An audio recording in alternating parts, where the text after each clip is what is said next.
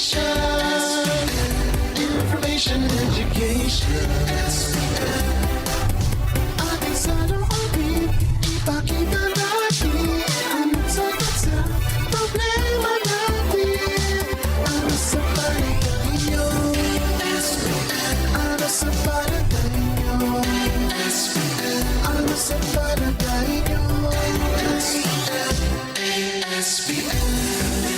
Magandang Biyernes na umaga, Pilipinas. Good morning, Good Ricky girl. Ano ba to? Ang aking Oh, shirt. diba? Kasi sabi ni Ricky kanina, uy, yung wire mo na. Ayan, yung wire ko. Malalamang robot ka. Robot. Magandang umaga, magandang Biyernes na umaga. My favorite day. Of course, Friday. Friday Ayan. talaga. Nako, sabi nga natin kanina, 2 tulog na lang. Summer blast na na. Siyempre, kung pinaka-excited dyan.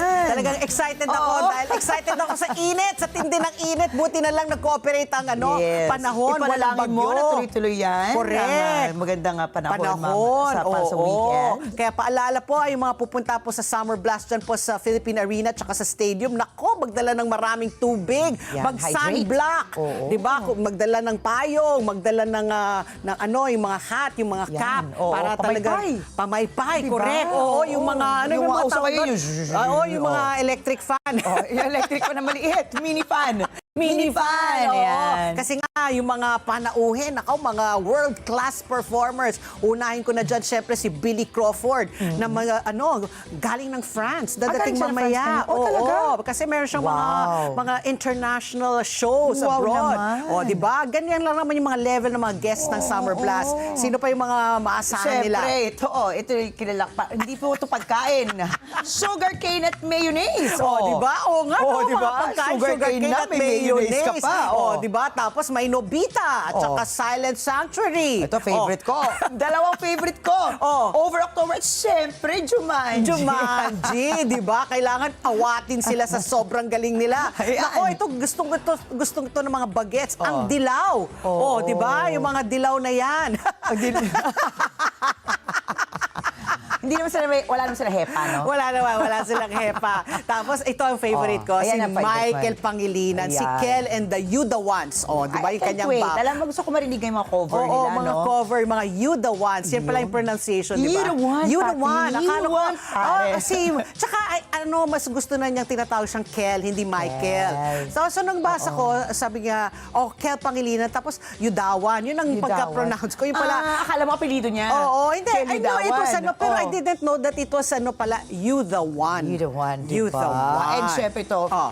ito talaga, magaling to. Si Mga Jack headbangers. Nine. Yung Mga mga banger, di ba? Kaya galing mula sa mga love songs. Love songs, mga hanggang hugot, rocker, headbanger. Oo. O tapos ito rin, mellow na mellow. Oh, yan. Si Zach Tabudlo. Pang Gen Z Ako, din. Pang Very Gen Gen Z. Z, Oo, di ba? At syempre nga, ito ba, sino ba yung mga host mo? O, syempre kasama ni Billy Crawford, si Pia Guanyo, tapos si Tony Pet Gaba, at saka si Via.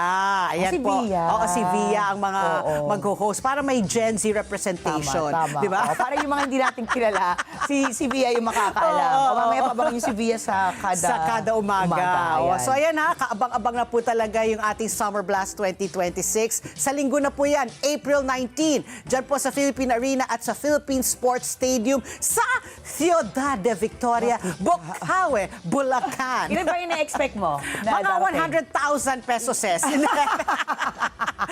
I think kasi the Philippine Arena can accommodate 55. Tapos yung stadium, yung sa bleachers 20 plus, yung mga dun pa sa gitna. Sa magsisiksikan yan. Parang mosh pit, di ba? Doon talaga sila Mga pare. Repa Pips.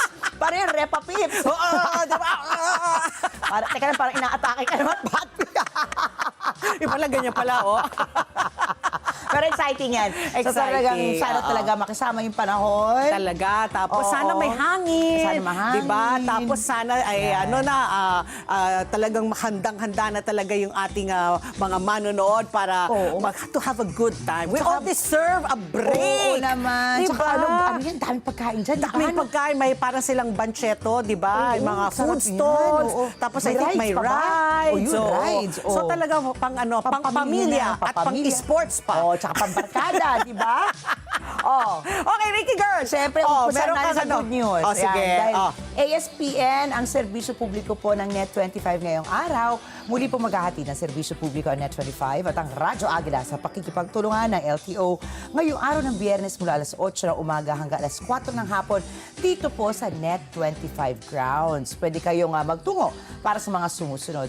Renewal of registration and renewal of license, medical for license renewal, student license application, smoke emission test at TPL insurance. Yung mga hindi po nakakalam ng address at wala kayong Waze, itanong niyo po sa inyong mga angkas driver. Siguro 25. Number 25. Central Avenue. Quezon City. Yan. Di ba? Talagang Net25, napakasipag. May Diba? pa-summer blast, meron pa silang Grabe. pa-serbisyong publiko. Para wala tayong pahinga. Wala, di ba? Walang pahinga, di ba? Back to back to back to back. Okay, ito na po ang ating swabing pangbungan ngayong Biyernes, Friday, April. Ano na ba ngayon? 17. O, di ba? Umantig po sa puso ng mga netizen ang isang viral moment ng isang grade 10 na estudyante po. Ang pangalan niya po ay si Rafael De Paz. Mula po siya sa Pampanga. Matapos po niyang yakapin ang kanyang guro sa moving up ceremony. Naku, yung guro ang kanyang yinakap. Bakit? Habang isa-isa niyang kinamayan yung mga teachers niya sa stage. Pagdating sa kanyang advisor, aba, bigyan niya itong niyakap ng mahigpit. Bakit kaya, no? Isang simpleng gesture lang daw ito, Ricky, pero tagos talaga daw sa mga puso. Diba? Siguro yung advisor niya, hindi lang, baka pinasa siya. Oo. At saka siguro, hindi tingnan mo, baka may pinagdaanan yung bata. Tapos usually kasi yung mga advisor diba? naggagabay, Oo, di ba? Kaya nga sabi nila yung mga guru natin are like our second parents. Oo. Tingnan mo yung itsura ni teacher. Yung teacher, gulat na Nung una, gulat siya. masungit. Oo. Tapos biglang, pak, ganun. So ang guro, ang pangalan niya ay si Sir, si Sir Yo Malyari. Yo, yan. Yes, Yo.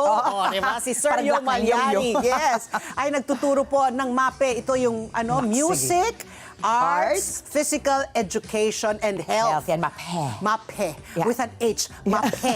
Oo. Very Filipino. Oo. Sa Lahat may isang H. public school po dyan sa Pampanga. Parang parang imbis na nag-bless, Oo. na di ba magmamano po, inanon niya kaagad doon, yung teacher na ganyan. So, aminadong nagulat daw ang teacher, si Sir Yo, sa yakap po na natanggap niya sa kanyang estudyante. Pero, isang honor student pa na siya. Hindi siya yumakap dahil pinasang-awa siya. Hindi siya honor student siya. talaga siya. At Oo. kilala daw yung estudyante bilang tahimik na bata at hindi expressive. Siguro nalulungkot siya, no, na magkakahiwalay na sila ng kanyang advisor. Pero doon niya na-realize na may impact pala daw siya talaga sa buhay ng mga bata at iniisip na may nagawa siyang tama bilang guro. Ako rin naman, if I had a student who will show his admiration, his affection towards me, and appreciation, ay nako, then, lahat po ng pagod worth it. Tama, Diba? no? Oo. Usually naman yung mga nagtuturo talagang, it starts with a passion. No? Gusto nila So sabi nga ng estudyante, sabi ni Rafael, my advisor is really an amazing guy. O, di ba? How touching naman. Congratulations din po kay teacher. Kasi Teacher ibig sabihin, Yo. good job ka. Good job ka talaga. Good job. Ito Can you naman, beat my Pati. kwento? Walang Sige. kwentong nakaka-touch. Oh. Isang kwento naman ng tapang at survival. Oh. Dahil isang 79 or 89-year-old na babae sa China, Oh. ang nagpakita ng lakas ng loob matapos bumaba mula sa 27th floor papuntang 21st floor ng isang nasusunog na gusali. my Imagine, gosh. 89 Oh, years 89. old. At saka doon sa, hindi yung hagdanan. That's a fire escape, ha? Yes. Oh, my Yun, goodness. di ko kaya. Ako rin. Oo. 27th May- floor to the 20... Grabe si Lola. Oo. Sa kanyang presence of mind, gumamit siya ng aircon guardrails. And Aircon, hindi siya hindi hagdan. hagdanan, aircon Oo, guardrails. para Oo. makababa at mailigtas ang sarili. Buti na lang din at kaagad siyang narespondihan ng rescuers na binigyan siya ng safety rope. Binigyan din ng tubig at jacket dahil dito ligtas siyang naibaba after 20 minutes. Oy, my Ayon sa ulat goodness, oo. plano pa sana niyang buwaba hanggang ground floor. Wow! Pero buti na lang, na-rescue siya kaagad at walang tinamang pinsalag. Ikaw, kakayanin mo yan? 87 years old. Naku, hindi ko alam kung kakayanin. Parang in-imagine ko yung mami ko. I don't think kakayanin ng nanay ko yan. Pero Oo. siguro yung adrenaline niya dahil Adrenaline. may sunog. Tsaka siguro yung ano mo na lang, di ba, Oo. yung survival skills mo, oo, di ba? Talagang mangunguna talaga yan. Sabi niya, naku, hindi pa pwede. Oo. Pero imagine, no, ikaw, kaya mo yan? 27. Ako yata baka hindi, At saka kasi kayanin daw niya. malulula ako Oo, dyan. hindi, buti na lang nakatalikod siya, hindi Oo. niya makita, no? Oo. Pero buti talaga, si Lola may presence of mind rin. Oo, mabuti. Diba? Alerto pa rin Mabuti hindi siya. siya nakapag-lotion ng araw na yan. Madulas.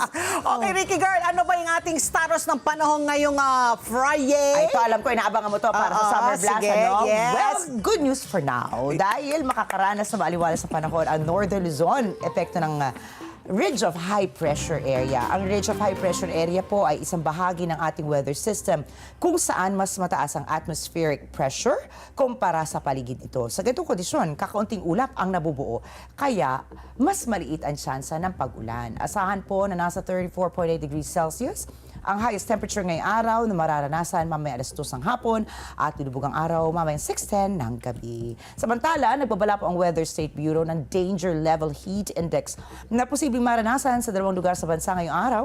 Ayon sa forecast ng Pag-asa, Danger Heat Index for April 17, 2026 ay nasa 42 degrees Celsius po dyan sa Borongan, Eastern Samar, Cotabato City at Mindanao. Sa ilalim nito ang danger level, pwede pong maranasan ng heat cramps and heat exhaustion. Pwede humantong sa heat stroke ang patuloy na pagkababad sa init. Ang heat index ay tumutukoy naman sa aktwal na init na nararamdaman sa katawan ng tao na pinagsamang sukat ng temperatura ng hangin and relative humidity o yung tinatawag nating halumigmig. Halumigmig. Oh, bago yun, ha? Diba? Halumigmig. Oh, diba? Dami na natin. Kapag mataas ang humidity o halumigmig, mabagal po ang pasingaw ng pawis. Mabagal? Oo. Pag humid? Oo. Talaga? Akala ko nga mas papatak. Di ba kasi humid kasi di ba? mainit, Oo. di ba? Oo, okay. Kaya mas nahihirapan ang katawan na magpalamig. Paalala, lagi uminom ng tubig at magdala ng pangga laban sa araw. Ayan ha, sa linggo, yung mga pupunta sa Summer Blast, yung mga panangga, tsaka magbaon kayo ng water containers. Tama, oo. Para talaga iwas rin yan sa kalat. Tama. Di ba? Tapos at least yun, pwede, may mga refilling station para at least pwede naman kayo uminom ng tubig. Kasi may mga water stations kasi nga, it's too hot. Okay, Oo, talagang dapat. ang Net 25 talaga naiisip ang lahat, Ano sila, para mga Boy Scout at Girl Scout, laging handa. Okay, ito, magandang balita. Isang Ako naman saya dito. Yay! Namumura na naman po, bumaba ang mga presyo po ng produktong petrolyo sa susunod na linggo. Base po sa 3-day trading po sa world market. Ayan, asahan po natin naku, ang diesel, ang tansya po. Tansya lang naman ito, so pwedeng lumaki pa, pwedeng mabawasan ng konti. Bababa daw ng mga 16 pesos and 80 centavos kada litro. Aba, gas. Ang gasolina yan, ha? Ang gasolina natin na Parang baliktad yan. Baliktad. Ang diesel po, bababa po ng 16 pesos and 80 centavos. Habang ang gasolina, ayun, 3 pesos and 20 centavos po ang estimate. At ang kerosene, ang pinakamababa na rollback ay 2 pesos and 60 centavos. So ulitin po natin 16 pesos 80 centavos po para sa diesel. Tapos mga 4 pesos po, 3 pesos and 20 centavos. And 20 centavos Oo. po para sa gasolina at 2 pesos and 60 centavos po para sa kerosene. So hindi pa dito kasama ang presyuhan ngayong araw kasi nga 3 days pa lang itong estimate nila. At yun na nga, so mag-abang na lang po kayo ng aming siguro sa Lunes. By Monday, malalaman na natin Saka lalo na ngayon na talaga eksakto. pinatupad yung pagtanggal ng excise tax Excise sa LPG. tax pa so, sa hindi ko alam LPG. kung makaka-apekto yun. Baka sana maka-apekto more or less. No, ano? sa LPG, I think may talagang mag-roll back yan because nga lifted na, di ba, suspended. Pero dito sa mga oil products na ito, hinihintay pa, di ba? Talagang hinihintay pa. Di ba sabi ng mga kongresista, pinasaan nyo sa amin yan, Yun ipasa na nga. ka agad ang urgent. O tapos ngayon, hindi nyo pa kami, hindi Kaya pa nga. napapatupad. Ayun ang problema nga ng mga transport groups, di ba? Sabi nga nila, dati sabi nyo, nangako kayo, tatanggal yung excise tax.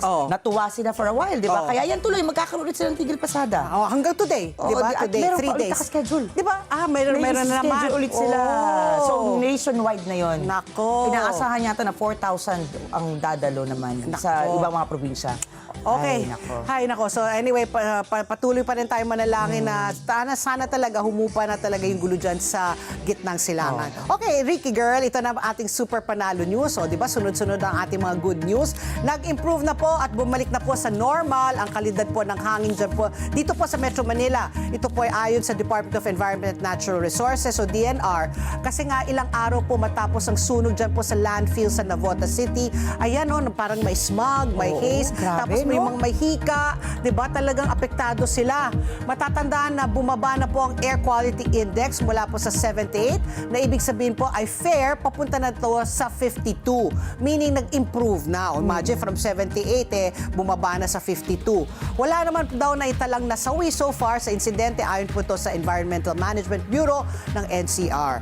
Batay po sa report, kapag po ang kalidad ng hangin ay nasa bracket ng 0 to 50, ibig sabihin maayos ang kalidad ng hangin. At kung nasa bracket naman ng 101 to 150, ibig sabihin ay unhealthy na ito, nakakasama sa ating kalusugan.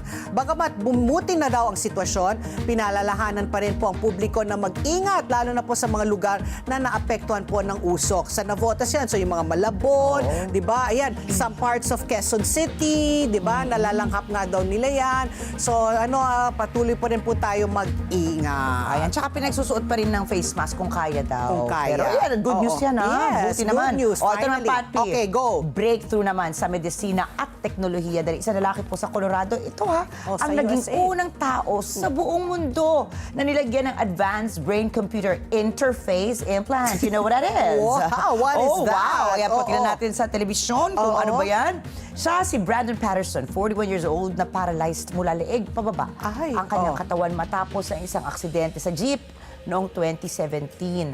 Ang implant na nilagay sa kanya ay direktang kumukonek sa kanyang utak dahil dito kaya niyang makipag-communicate gamit ang external devices. Wow! Ayon kay Daniel Kramer, na isang neurosurgeon, kaya mag-record ng implant ng signals mula sa neurons. Ang galing talaga. Galing, Parang no? computer Grabe. talaga yung Oo, utak oo, natin. oo, no? oo, oo. Layunin nitong maibalik ang motor and sensory functions ng isang tao.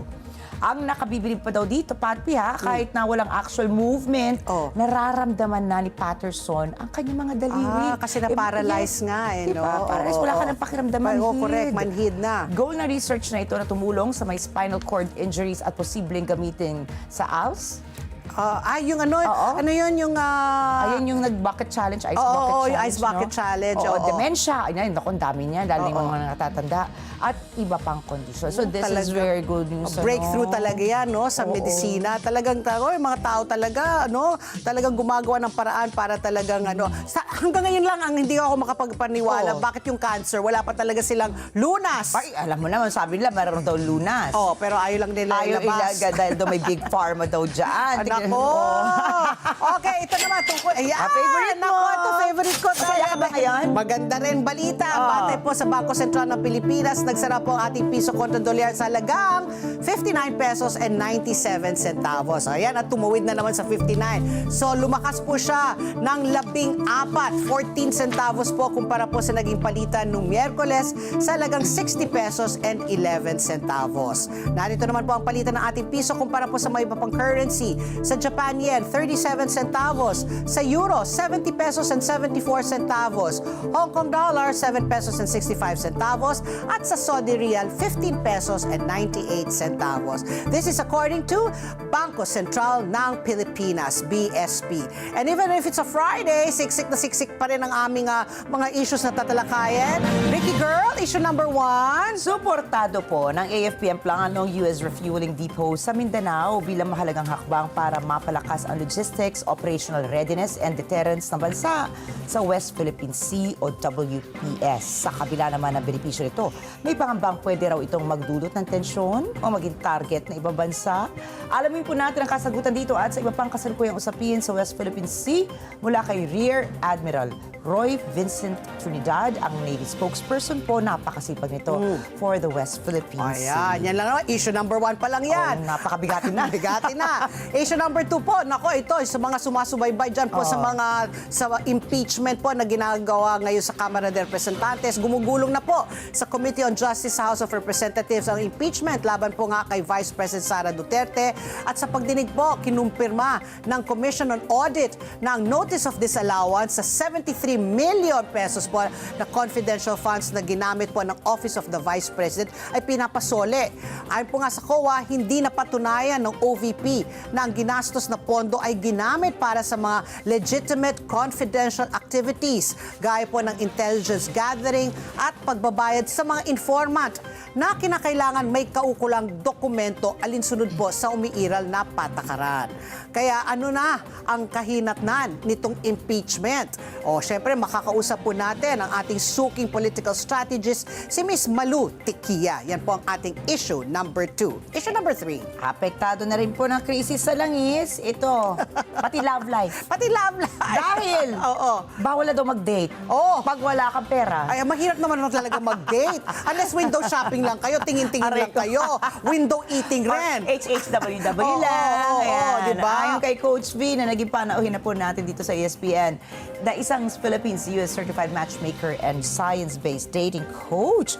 Ito ay base sa Maslow's Hierarchy of Needs, kung saan kailangan daw mapunuan muna ang psychological or physiological needs and safety needs bago ang love and belongingness ng isang tao. Pero paano naman sa mga nagsasabing ang pakikipag-date ay hindi lang tungkol sa financial capacity? Malaking bahagi po nito ay emotional connection, effort, and compatibility. Alamin natin ang sagot dito, kasama po si Aiza Tabayoyong, isang relationship family consultant mula po sa Love Institute. Ikaw, ano tingin mo? Pero ano yun? Paano ka magde-date kung LDR, long distance relationship? Di ba magbibigyan walang lang dating kayo. yun? Wala. Di ba? Oo. Chika-chika lang kayo, di ba? Hello-hello lang, pa-cute-cute lang. Pero minsan, it lasts, di ba? Yung mga LDR. Pero pag umuwi dito, nagkitaan na kayo, Wala na. doon na lang magkakaalaman na. Pero di ba, parang tama ako, feeling ko love moves mountains. Wow! Talaga, dreamy-eyed ka pa, ha? Okay, kaya ito ang aming question of the day. Kung wala nga kayong pera, wag na rin ba tayo mag-syota? What is syota? Wag na tayo That's so mag-syota. 70. Magnobyo-nobya. O, di ba? Magjowa ba? Mag-GF at BF. GF and BF, tama. GF and BF. O, di ba? Mag-comment lamang po kayo sa aming Facebook account. Hanapin lang po ang Net25 News and Information at makibahagi sa aming talakayan online. So, ayan po ang aming question of the day, ha? Dapat na ba? Wag na lang nga kayo mag-boyfriend, girlfriend, nobyo-nobya. Paano kung date kung pa lang wala naman? kang pera. Getting to know each other pa lang naman Yun kayo. na nga. Alam mo, there are plenty ways eh. Basta you have to be imaginative na lang. O di sa mga park kayo Tama, magpunta. dami nating pinapalabas magpunta na ka sa park. park. Or mag-moon gazing kayo. Oo. Or mag-sunset viewing. Or Tama. mag-sunrise viewing. Yung mga Tama. ganyan. Yun yung mga Oo. tinatawag na cheap dates. So, Ayan. di ba? O kaya magpunta kayo sa bahay ng nanay mo, kumuha ka dun sa kanyang pantry ng pagkain, dali mo sa picnic. Okay. O, O sige po. At magbabalik pa po ang ASPN. ano sa palagay niyo? Ang sigaw ng Pinoy Nation. Information and education.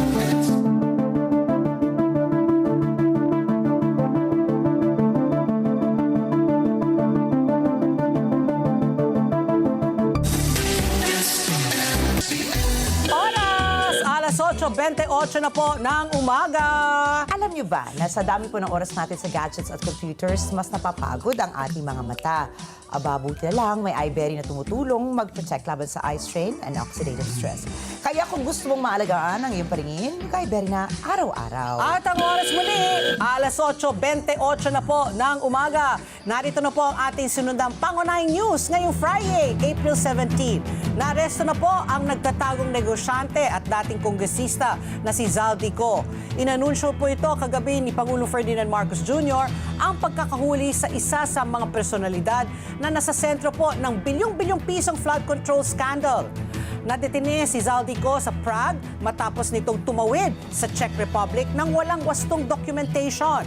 Ayon po sa ating Pangulo, nakikipag-ugnayan na po ang pamahalaan sa mga otoridad sa Czech Republic para matiyak na masusunod ang lahat ng legal na proseso at para isaayos ang pagpabalik kay Zaldico sa Pilipinas sa lalong madaling panahon. Umalis po ang dating Ako Bicol Party List noong July 19, 2025 para magpagamot sa ibang bansa. Hindi na siya bumalik mula noon matapos pasimulan ni Pangulong Marcos ang investigasyon sa mga maanumalyang flood control project.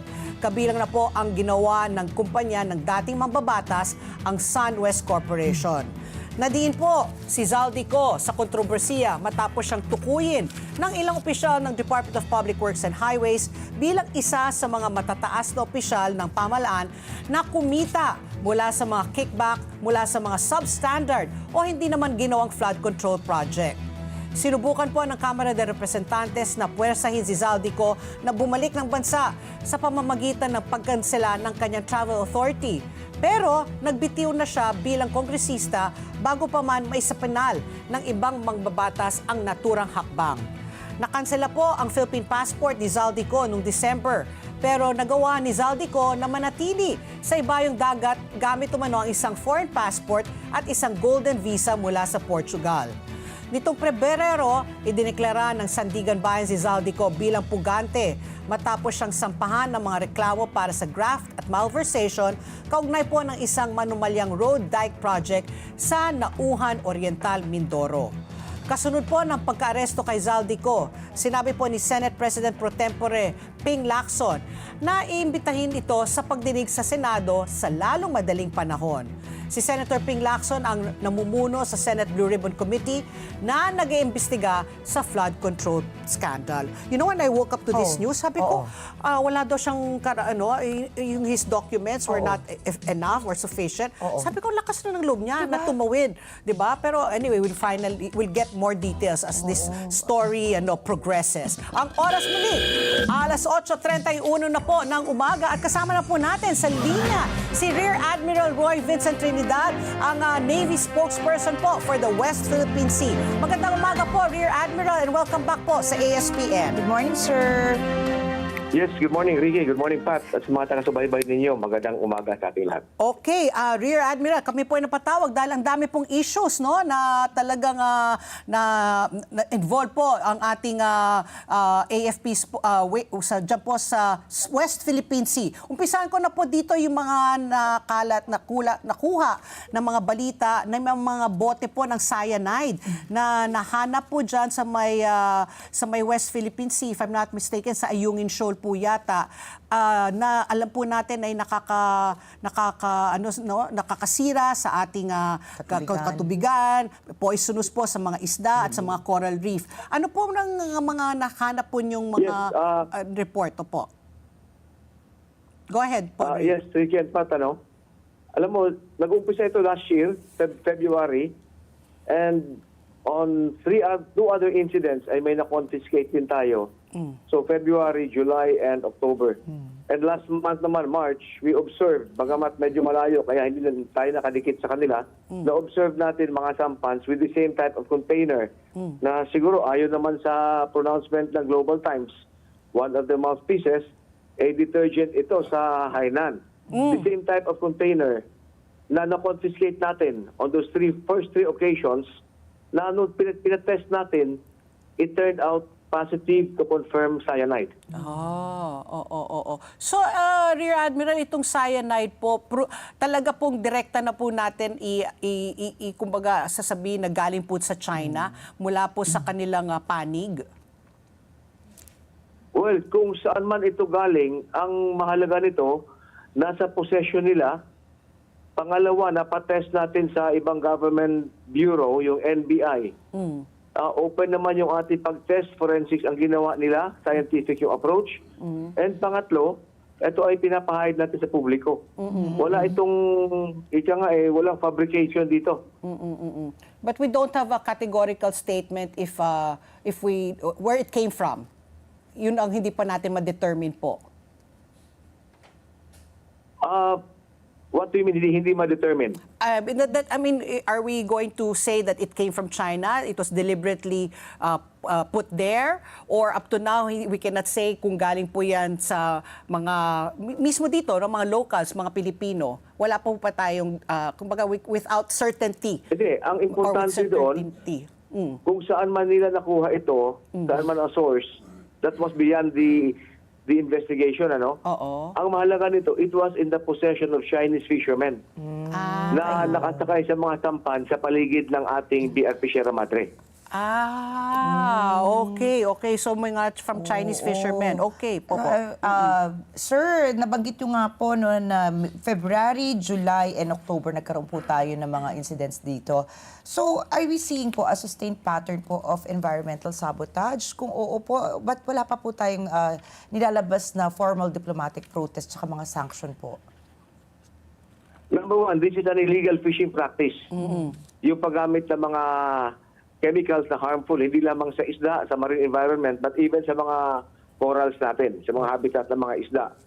Number two, the damage on the reef will be irreparable.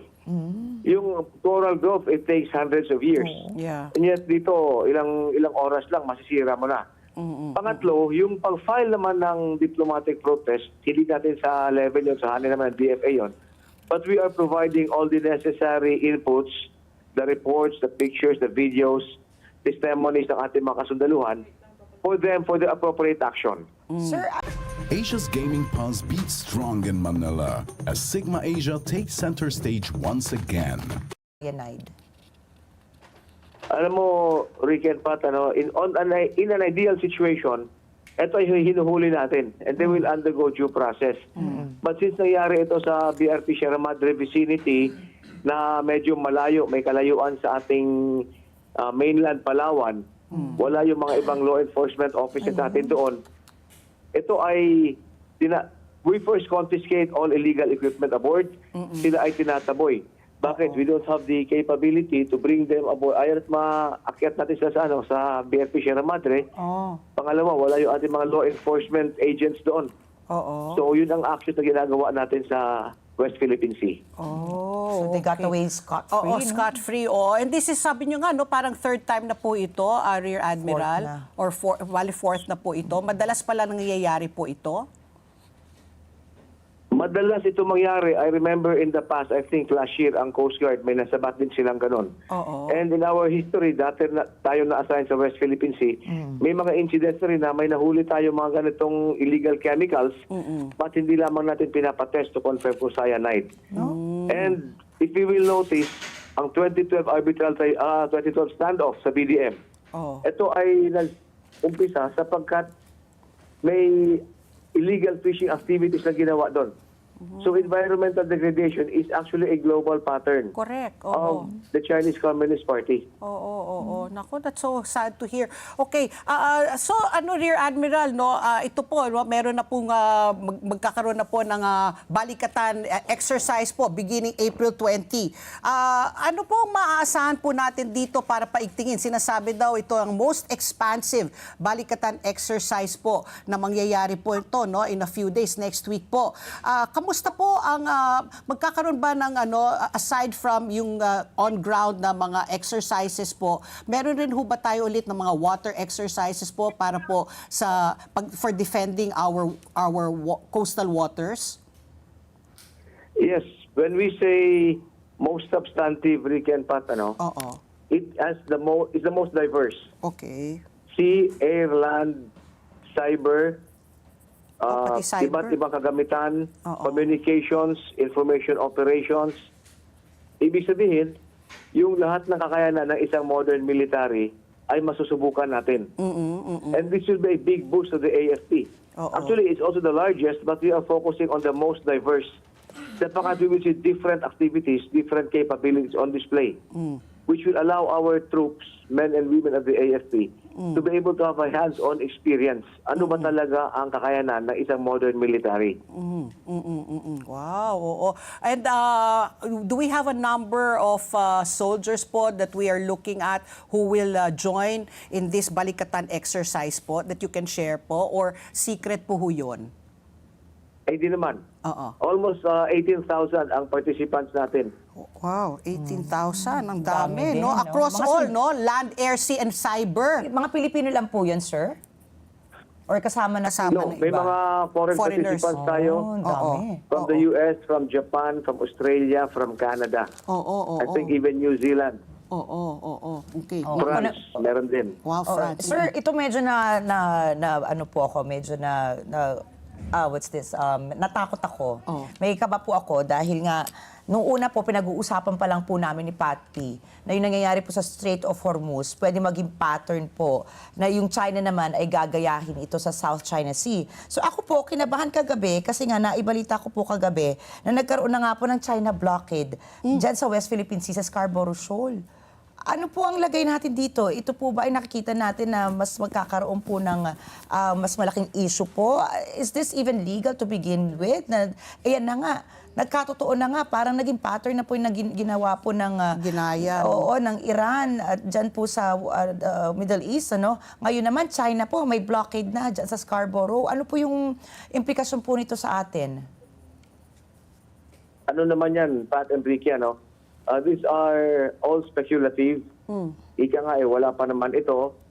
Ganun pa man, ang approach naman natin, first and foremost, is international law. Ang dapat manaig sa rehiyon na ito ng Indo-Pacific. Meaning to say that international law must remain standing in this part of the Indo-Pacific. Number two, yung ating panindigan na yun ay suportado ng ibang bansa. That's why we have a lot of activities to include this balikatan na yung mga dating hindi nag-attend, hindi nagpa-participate, ay nagpapadala ng mga Ay, Rear Admiral po. Pangatlo, Ayun, okay yung po. free flow of trade on this part of the globe, importante yun. Sapagkat approximately $4 trillion passes annually through the South China Sea, Straits of Malacca, and parts of the West Philippine Sea. Okay, sir. Kung hindi man siya official pa na tinatawag na blockade, ano, pero pinipigilan na po yung entrance po ng mga mangingisdang Pilipino. Ano pong tawag dito?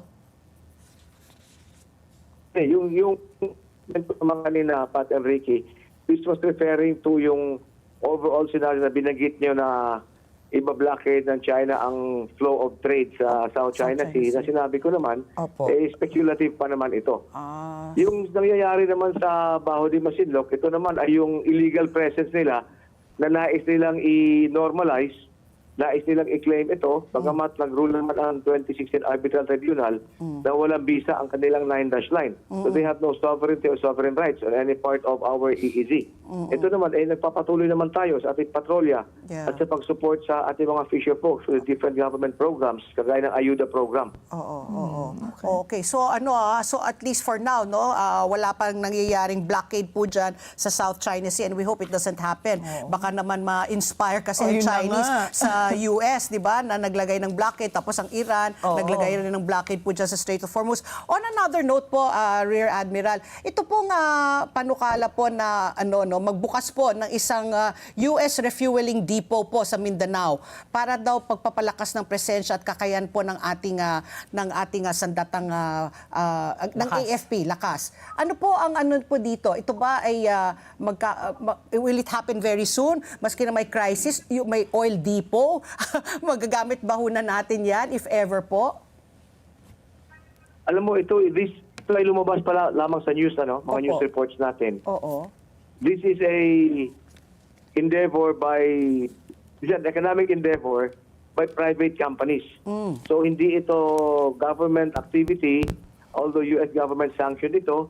And along that line, I would like to defer to DFA for more details on that. Not until ma-finalize at ma-involve ang DND-AFP. Can we say something about it? Lumabas pa lamang sa reports kasi ito eh. Oh, okay. And then may follow-up rin po doon. Ito based po sa nangyayari diyan po sa West Philippine Sea.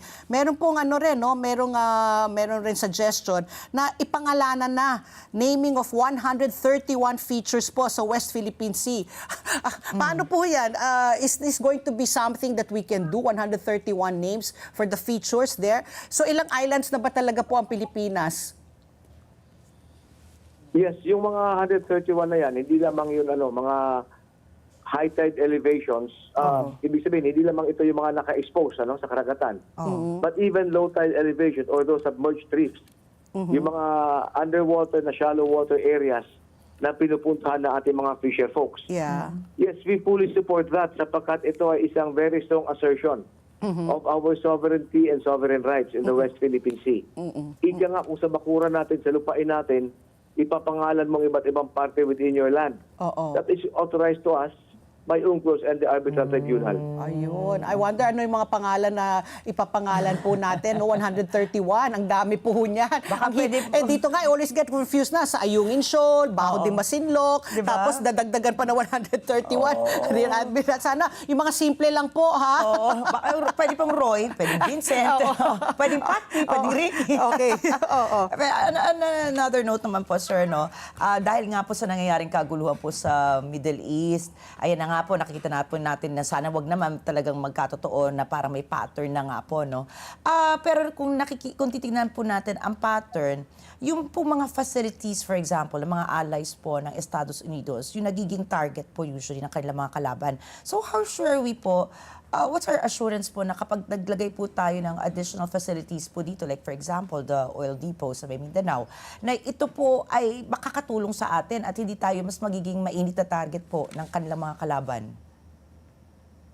Are you referring to any facility in country ng ating allies na pwedeng maging target in case of conflict? I meant, sir, like for example po, yung if we refer to the war in the Middle East now, di ba? Ang nagiging target po ng mga kalaban ng Estados Unidos is yung mga facilities din po nila bilang retaliation kapag po inaatake po sila ng Estados Unidos. So kapag po tayo, naglagay po tayo ng additional facilities dito sa ating bansa bilang isang kaalyado ng Estados Unidos, ano po yung assurance at garantiya ng mga Pilipino na hindi po ito mas magiging mainit po sa mata, kumbaga, ng mga kaalaban din ng US na Like hindi for po tayo example, the EDCA sites. Oo, yung mga EDCA sites po, hindi tayo magiging more target po nila.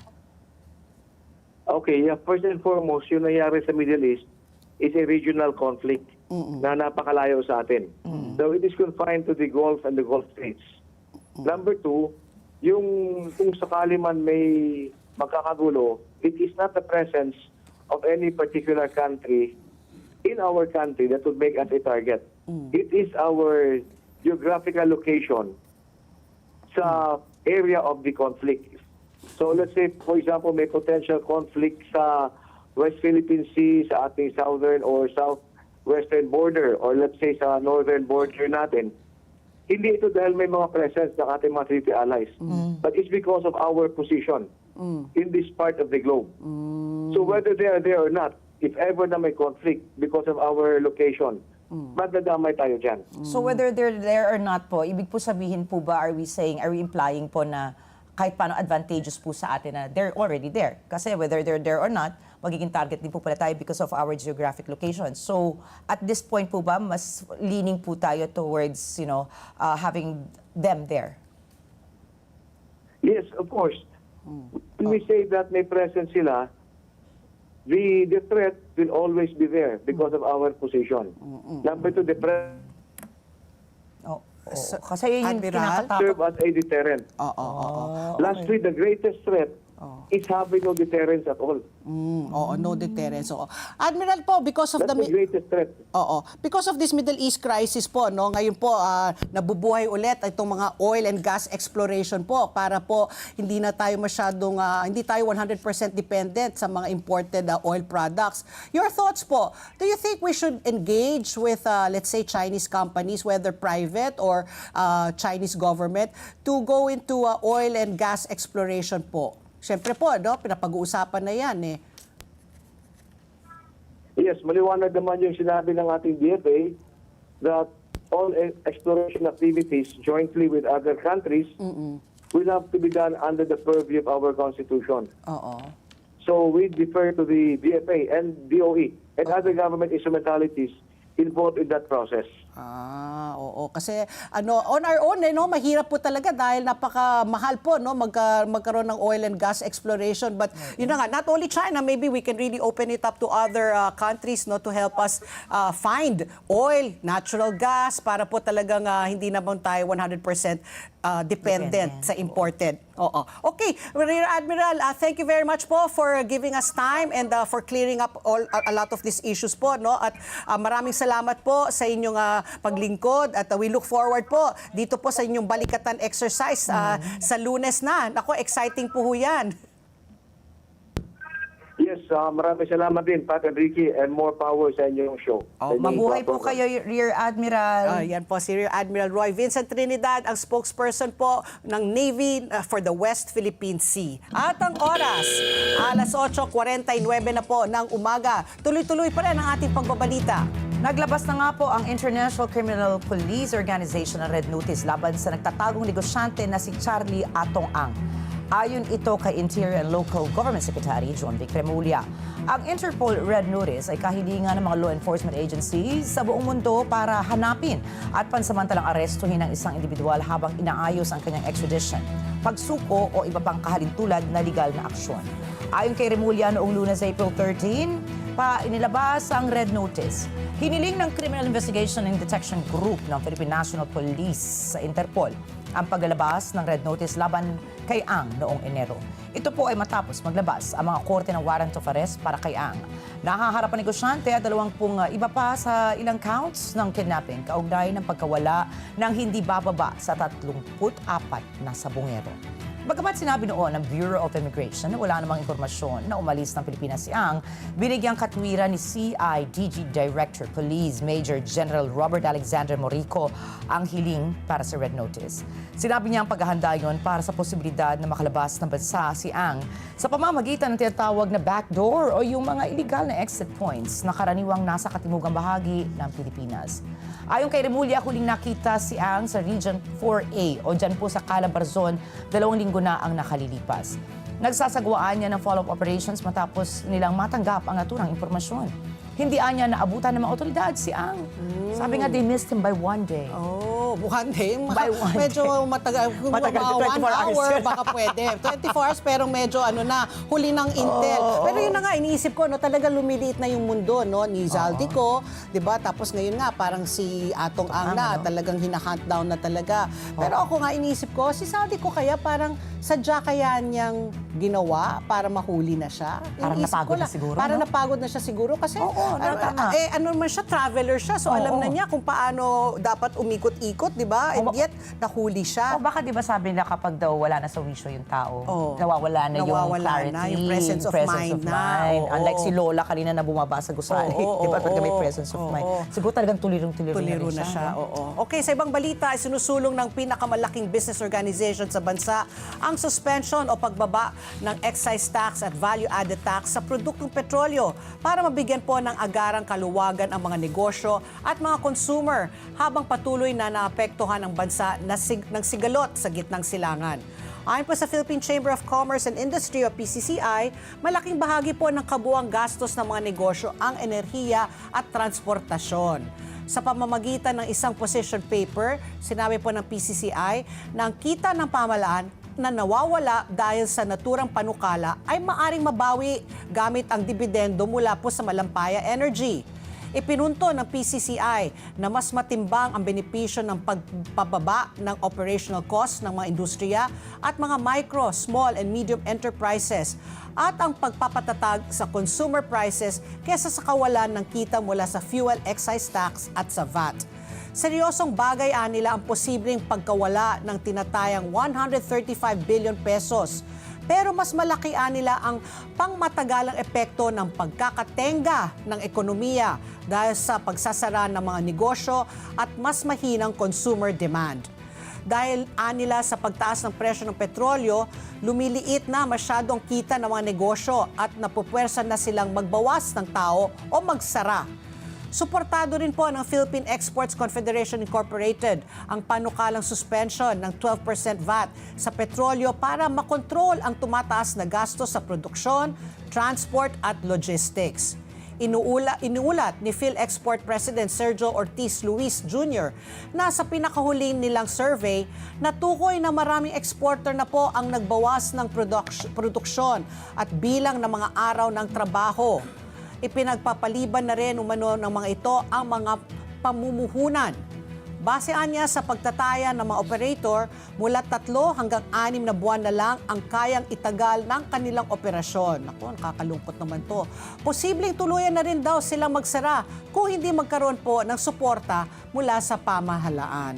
Grabe no, ang daming perang kailangan talaga para bigyan ng suporta. Ito, lahat kasi apektado na nga, di ba? Nag-aaray na lahat. Transport sector, ang pinaka talaga na tinamaan because nga of the price of petroleum.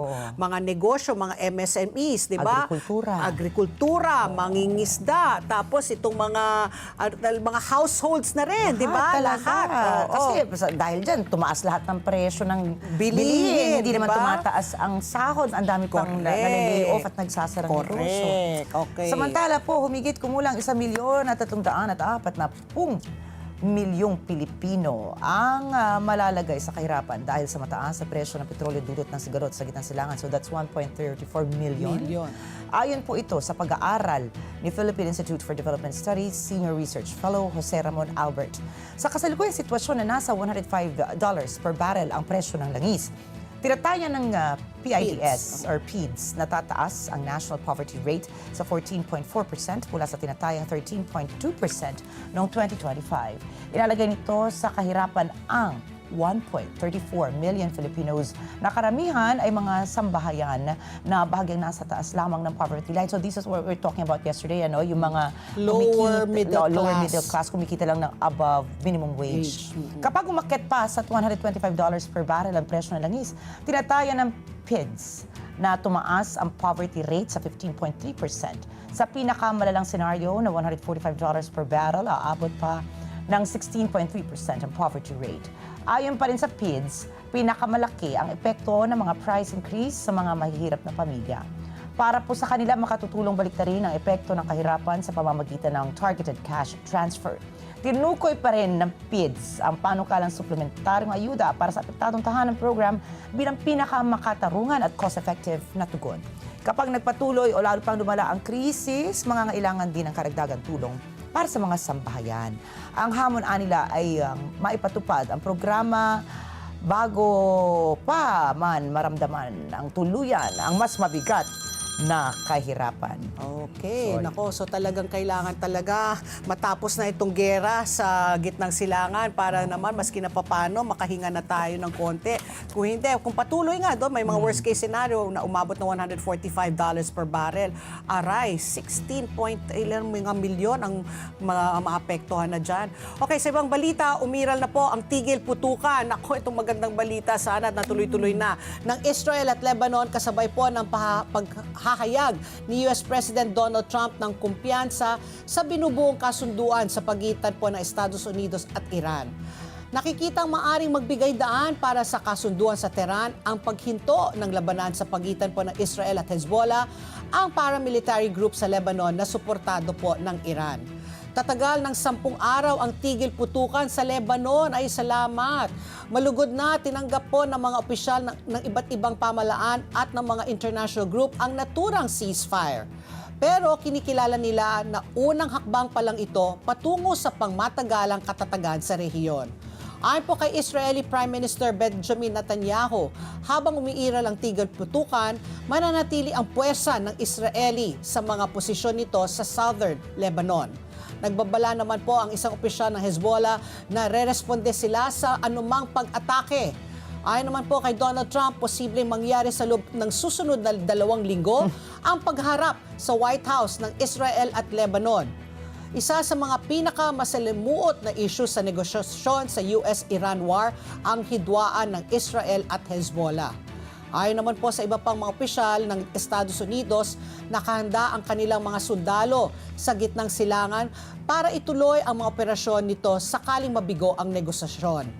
Nananatili naman po ang naval blockade ng Amerika sa rehiyon.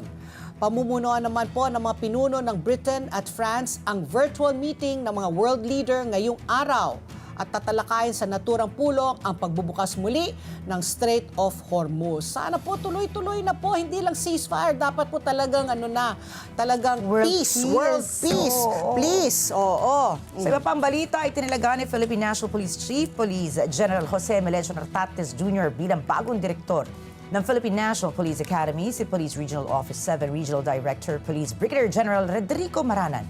Nagsagawa ng malawakang rigudon ang PNP matapos silibak sa pwesto ang direktor naman ng Philippine National Police Academy kasama ang 8 iba pa kasunod ng umano'y insidente ng hazing sa 22 underclassmen na nangyari noong April 3. Pinalitan ni Maranan si Police Major General Andre Dizon na kasalukuyang nasa ilalim ng Personal Holding and Accounting Unit o PHAU habang nagpapatuloy ang investigasyon hinggil sa hazing sa PNPA. Bukod po dito, 8 iba pang mga opisyal ang inilipat na sa PHAU kasaugnay pa rin ng insidente. Nagtamo ng mga paso at lapnos sa katawan ang 22 4th class cadets matapos silang pahiran sa katawan ng pinaghalong uric acid at drain cleaner chemical. Grabe. Grabe. Mga pulis to ha, mga pulis ha. Oo. 3 suspect ang una nang naaresto habang 4 pang individual na umano'y direktang sangkot sa hazing ang natukoy na rin. Grabe naman yan. Grabe talaga. Tsaka yun na nga sa Philippine Police Academy pa. Oo. Diba? Tapos mga dapat magiging, kumbaga gusto mo ikaw ang magpapatupad ng law and order. Tapos ikaw mismo nanghihaze ka ng mga batang mga estudyante na magpupulis. Diba? Dapat zero tolerance talaga Protect pagdating and serve, dyan sa diba? hazing. Dapat, Kaya nga, protect and serve. Hay nako, ito naman po para sa ating showbiz pasilip. Lot-Lot de Leon ipaniliwanag kung bakit hindi sila kasama ni Ian de Leon sa anibersaryo ng kamatayan ng kanilang ina na si Nora Honor, national artist po natin na si Nora Honor. Wala naging partisipasyon si Lot-Lot de Leon kahapon sa pag-aalala sa unang taon ng kamatayan po ng kanilang ina na ang superstar national artist Nora Guy Honor. Kaya naman po naglabas po ng statement ang kampo ni Lot-Lot para ipaliwanag kung bakit hindi sila kasali sa grupo nila Ian de Leon na nagtipon sa libingan ng mga bayani kung saan nakahimlay si Ate Guy habang sila Lot-Lot ay ginunita ito sa Eastwood City. Sa opisyal na pahayag na inilabas ng kanilang legal counsel na si Attorney Mark Julius Estur, nilinaw po na walang anumang partisipasyon o konsultasyon si Lot-Lot sa pagtatag ng One Person Corporation o OPC para sa foundation at enterprise na inuugnay sa pangalan ni Nora Honor na naunang binanggit ni Ian sa isang panayam. Ayon po sa kampo ni Lot-Lot, hindi umano legal na may tatag ang isang foundation sa pamamagitan ng OPC at anumang pag-uugnay sa aktres ay misleading at maling representation. Dagdag pa, hindi raw siya sangkot sa anumang founding, management o fundraising efforts ng nasabing mga organisasyon. Pinabulaan din ng kampo ni Lot-Lot ang pahayag ni Ian na siya ang nag-iisang tagapagmana ng ari-arian ng kanilang ina. Ayon sa kanila, walang naganap na konsultasyon sa kanilang kliyente at sa pagkakaalam ni Lot-Lot, walang iniwang last will and testament si Nora Honor na nagtatalaga ng iisang mangangasiwa ng kanyang ari-arian. Iginit naman po ng kampo ng aktres na wala itong hinahabol na mana o anumang pakinabang mula sa naiwan ng ina. Anila, kusang lumayo si Lot-Lot sa usapin bilang respeto at upang maiwasan ang alitan, lalo na po sa gitna ng sensitibong panahon para sa kanilang pamilya. Gayunpaman, nilinaw po ng kanyang kampo na hindi nila hahayaang madawit ang pangalan ni Lot-Lot sa mga isyong wala siyang kinalaman o magamit sa paraang hindi umano sumasalamin sa katotohanan. Ako, so ito rin magkakapatid, nag-aaway-aaway rin. Ano ba yan? Diba nang dahil sa salapi, Sa mana. Oras po, 9:02 na po ng umaga. Sa aming pagbabalik na ko, usaping political naman po, makakausap po natin ang ating suking political strategist na si Malu Tiquia tungkol nga dito sa impeachment po na ginagawa ngayon sa Kamara de Representantes. Sa pagbabalik po yan ng ASPN. Ano sa palagay niyo? Ang sigaw ng Pinoy Nation. Oras! 9:08 na po ng umaga. Summer mode on. Ka-Flash, handa na ba kayong mag-splash into summer? Kami na po ang bahala sa delivery ng inyong essentials with free pickup anywhere and convenient payment options. Mas hassle-free ang bawat padala. Just enjoy the sunshine and feel the flash. Oras muli, 9:08 na po ng umaga. At patok po ang hot air balloon sa mga Pilipino. Sa katunayan, 26 years na ang Philippine International Hot Air Balloon kung saan mula po sa iba't ibang bansa ang mga kalahok. Kilalanin po natin ang mga Pilipino na nasa likod ng tagumpay na ito. Panoorin po natin ito. Bago sumikat ang araw, bago dumating ang maraming tao, bago ang bukang liwayway, nakalatag na sa damuhan ang makukulay na tela, nakasindi na rin ang mga burner. At ang langit ay naghahanda na para sa paglipad ng mga hot air balloon. Subalit sa likod ng espesyal na araw na ito, may isang taong unang nangarap na makita itong maging realidad. Kilalanin si Captain Joy Roa, ang taong nasa likod ng Philippine International Hot Air Balloon Festival. Ang nagsimula bilang isang simpleng pangarap. Magandang umaga po.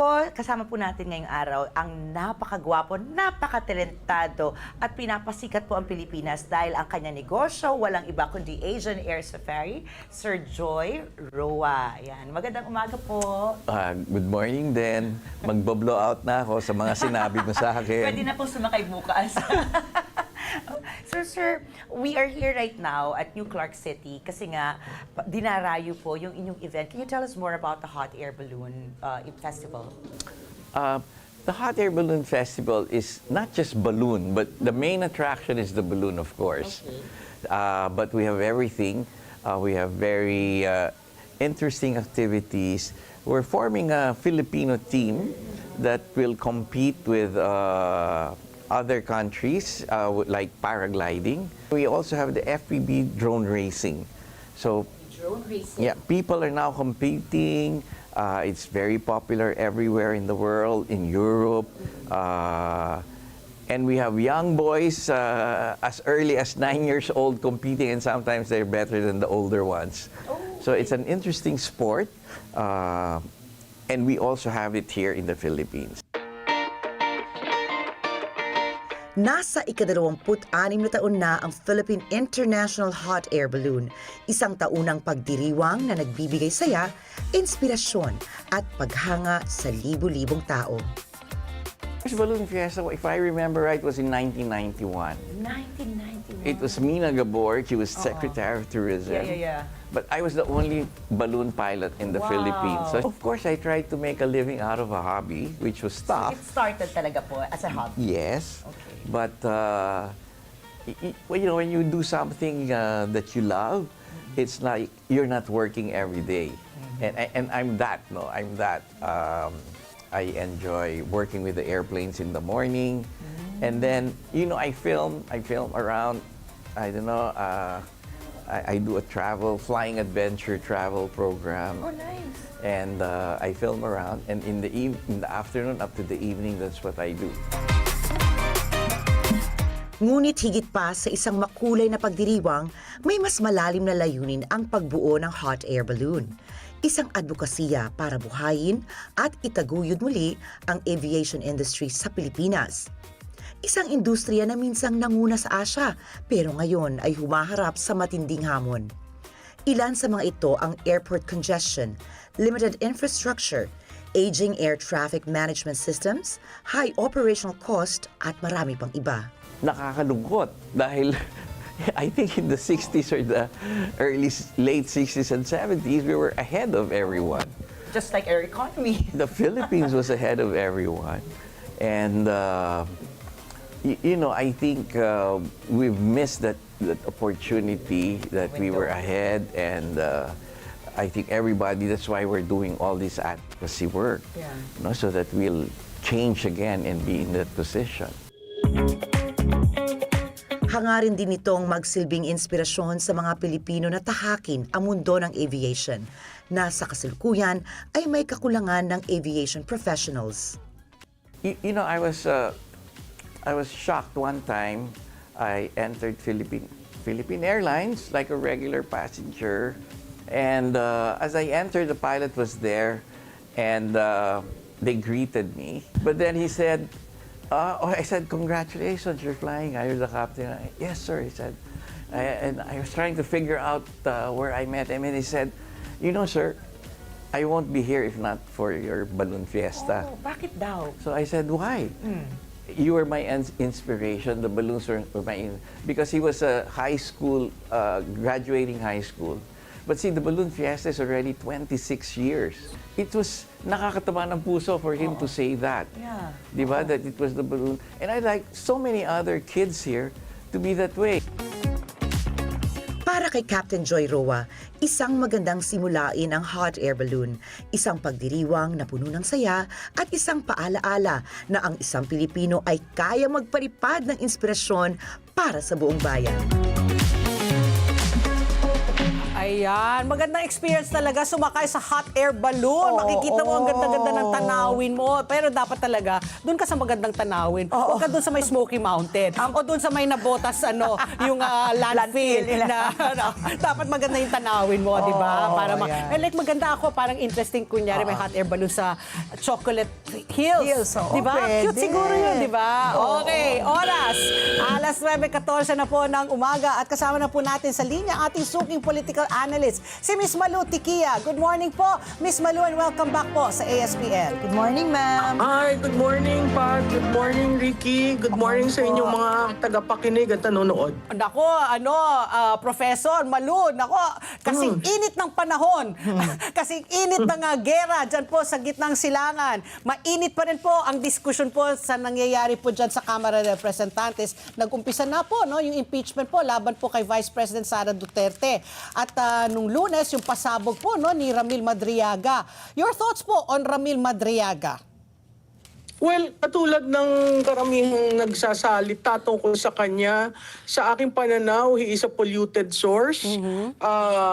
Hindi dahil nakakulong o kidnap for ransom, pero yung kanya mga binibigkas na mga pananalita at circumstances, parang medyo loaded at medyo kaduda-duda. Kaya ako nasasabi na polluted source. Oo. So dapat talagang, so sa tingin mo, binagsagan na siyang weakest link. Do you agree po with that statement? Tama yun, Pat. Kasi sana vinet muna ng House of Representatives, tiningnan, sinuri yung kanyang affidavit kasi pag sa complaint kasi dapat naka-annex yung mga evidence mo eh. Hindi naman pwedeng nagsabit ka ng complaint, walang annexes, so maghahanap ka talaga ng evidence. Yun sa kanya, ang maling nangyari, yung supplemental affidavit, hindi naman yun sinabit formally eh. Lumabas yun nung 13th ng gabi, online. Nagulat ang lahat dahil sulat kamay at grabe yung mga allegations na sinasabi. Nagulat ako na noong 14th, na nag-convene yung Committee on Justice, bigla na lamang pinasabi sa kanya, ito. Hindi man nila tiningnan. At ikaw, kahit sino man, tayo may karapatan tayo na makakuha ng dokumento kung tayo ang inuusig para natin malaman ano yung laman. That was not done. So, parang afterthought lamang noong ibinigay, nung pinabasa sa kanya, hindi naman nabigyan ng kopya si Vice Presidente. So paano ka magre-react? At saka kung makikita mo yung pagkakasulat, okay naman ang sulat kamay, pero yung guri-guri at hindi mo maintindihan, diba? Parang gumawa ka lamang ng kwento, binura mo. So, doon pa lang sa pag-review ng document, halata mong merong linyang pinapatunguhan. Okay. Ito po, ma'am, kung halimbawa po from your political crisis standpoint po, sa ibang pumundo, yung mga political cases kung saan po ibinalik po yung mga halimbawa funds na sinasabing kinuha or nawala, di ba? They did not survive politically po. In the case po of VP Sara, kung isoli man po niya itong 73 million pesos, do you think po sa mata po ng mga voters, ng kanyang constituents, it will be a sign of accountability or implicit na admission po of guilt? Paano po ba ito makakaapekto po sa kanyang base? Will she survive politically? Oo, alam mo Pat, yun dun sa COA, hindi pa kasi talaga tapos yung proseso eh.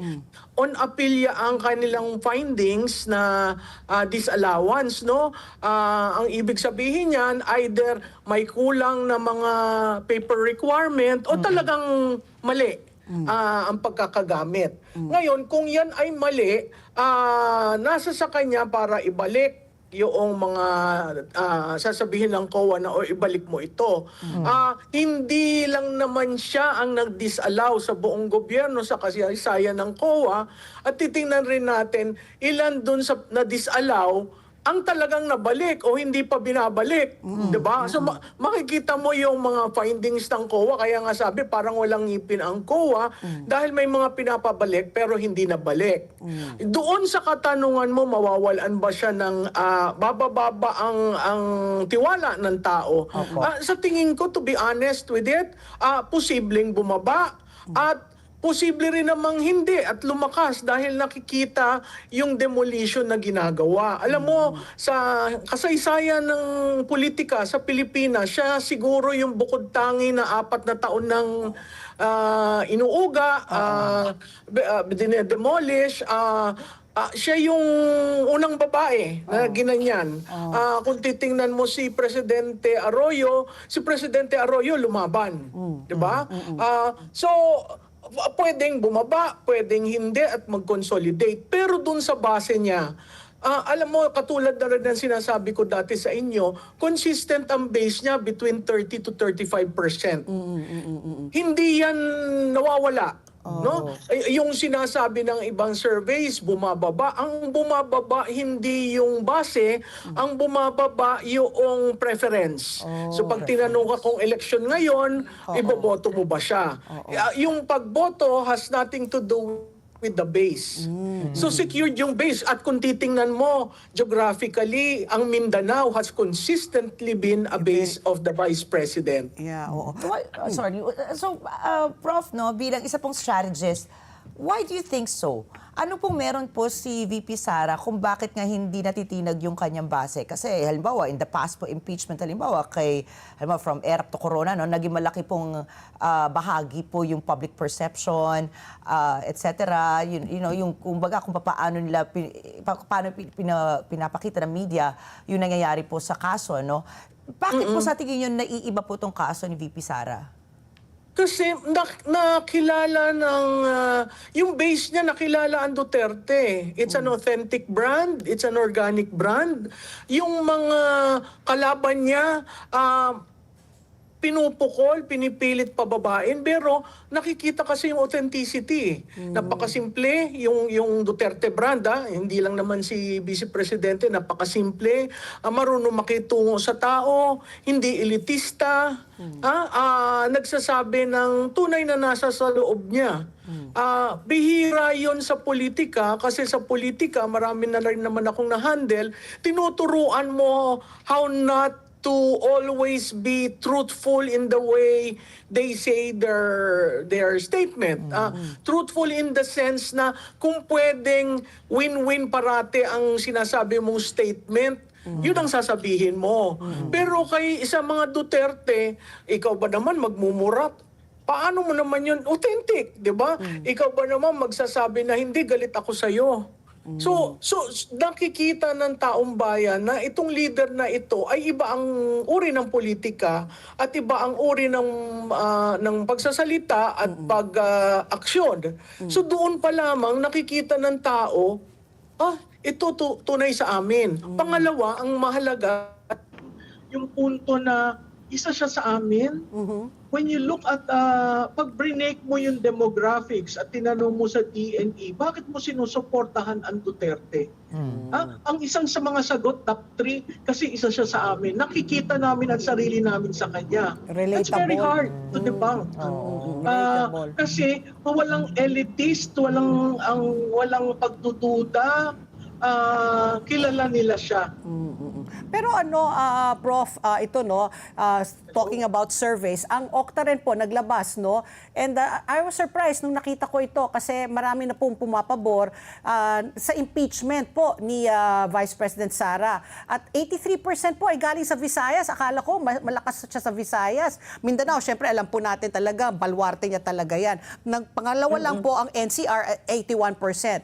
So, how do you reconcile po yung kanyang trust ratings vis-a-vis dito po sa kanyang survey tungkol naman sa kanyang impeachment po?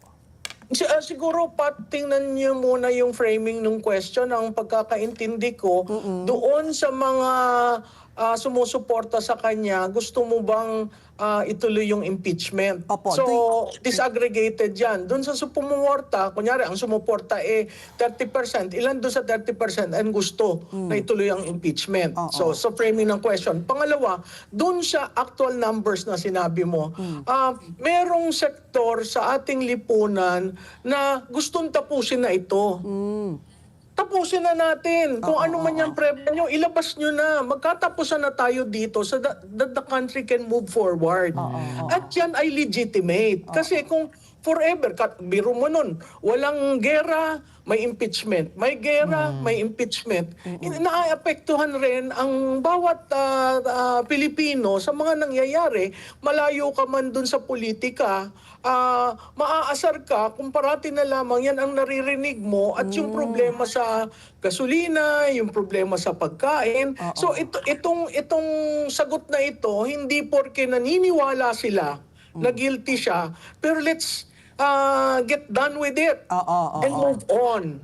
So that is an expression, a legitimate expression. Yeah. Who really wants to know ano ba talaga ito? Just to para po alam po na ating mga manunood, ang tinanong po doon po sa survey, do you think Vice President Sara Duterte should face trial in the Senate or an impeachment court to address the allegations against her or not? So tama nga po yung sinabi niyo, Professor Malu, na yun na nga, no, whether sila po ay pabor na siya po ay ma-impeach o para let's get it over and done with, hindi po ito yung katanungan. Gusto lang nilang kumbaga, ipatuloy yung impeachment, no? Parang ang sabi mo, para alam na po natin, karapat-dapat ba siyang matanggal o karapat-dapat po ay itigil na to dahil wala naman pong basehan. Tama ho ba? Tama yun, Pat. At saka ang isang mahalaga dyan is, sa tingin ko yung sub-narrative dyan is gawin patas.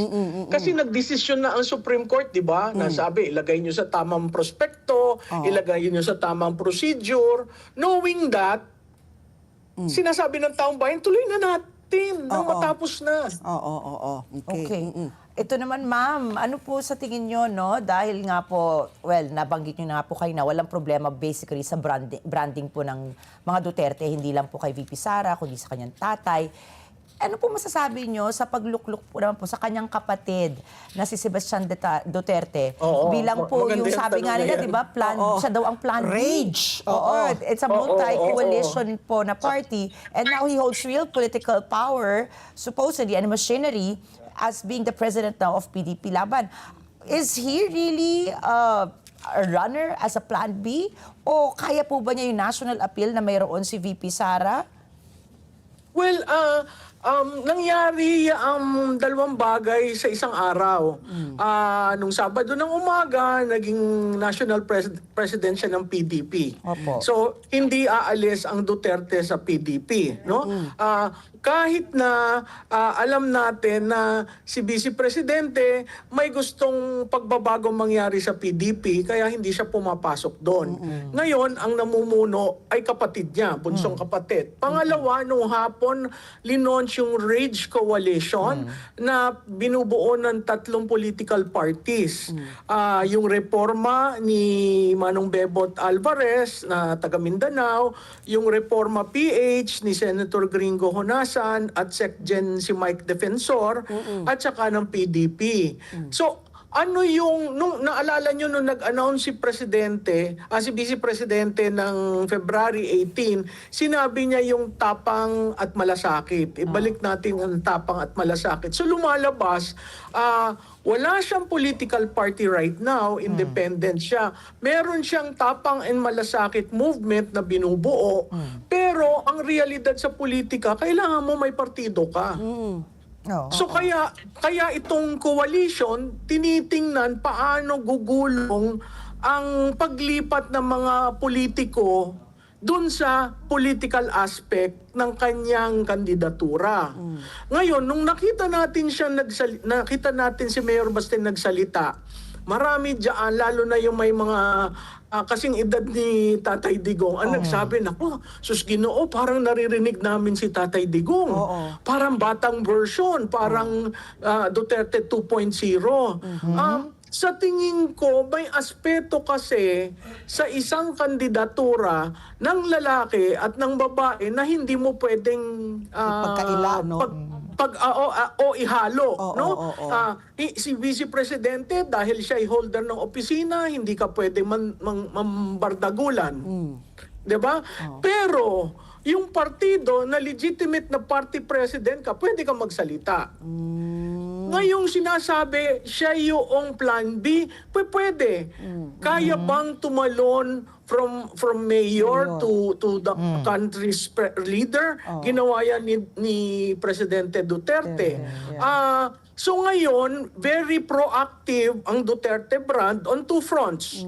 On a movement, which is Tapang and Malasakit, and on the political party, that it was named as Rage is essentially tied to what is happening in the flood control projects, in the economic decisions. Parang sinasabi, magalit ka, ipagpatuloy mo ang paggalit mo, dahil yun ang susi sa 2028.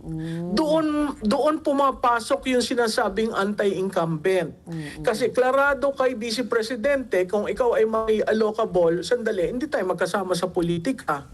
Kung ikaw ay may allocable at substandard, ay lalong hindi tayo magkasama. Kung may allocable at ghost, ay lalo tayong hindi magkasama.